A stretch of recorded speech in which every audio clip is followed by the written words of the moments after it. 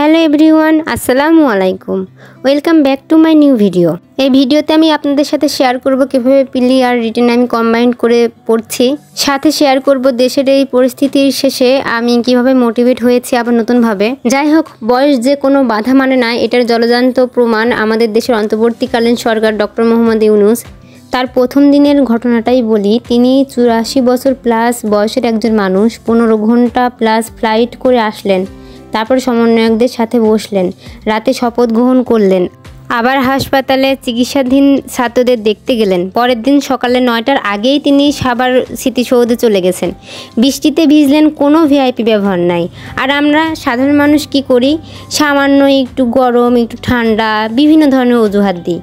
আসলে মানুষ মোটিভেট তো অনেকভাবে হতে পারে। আসলে কে কীভাবে মোটিভেট হবে সেটা তার নিজস্ব ব্যাপার, কিন্তু আমি মূলত মোটিভেট হয়েছি এই বড় মানুষটার জন্যই, যার সিভি 35 পাতা আর তার ভেতরে এতটুকু পরিমাণে আমি ভিআইপি লুক দেখতে পাইনি এখন পর্যন্ত। আজ 16ই আগস্ট। আমরা তো সবাই একজনের হাতেই বাঁধা, তাই রিজিকে যদি থাকে তাহলে অবশ্যই নিরাশ করব না তাদেরকে যারা নিঃশব্দে আমাদের মুখ পানে তাকিয়ে আছে। যাই হোক, আমার প্রথম চ্যানেলটা আমি ইংরেজি রেখেছিলাম, আর আপনারা সবাই জানেন আমি ইংরেজি মাস্টার বই ফলো করি।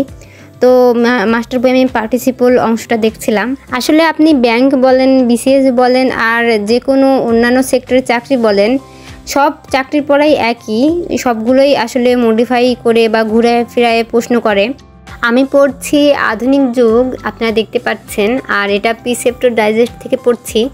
এটাই একটা সুবিধা আছে এই বইয়ে, সেটা হচ্ছে যে তথ্যটুকু আপনার পড়ার দরকার সেই তথ্যটুকুই শুধুমাত্র এই বইতে দেওয়া।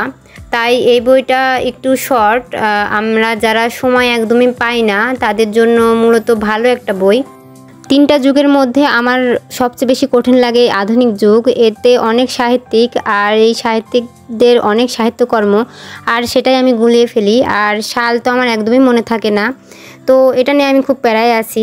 আর বিসিএসের রিটেন বই যেহেতু আমি এখনও কিনিনি, তো পিডিএফ দেখে অল্প অল্প করে আগাচ্ছি। আজ আমি বিজ্ঞানের আলো অধ্যায় পড়ব, আর বাংলা যুগ সন্ধিক্ষণ আর ট্রান্সলেশন 41তম বিসিএসের। পড়া শেষে না লিখলে আয়ত্তে কতটুকু আসলো সেটা বোঝা যায় না, তাই আমি ঘড়ি ধরে লেখার চেষ্টা করলাম, ইগনোর মাই হাতের লেখা।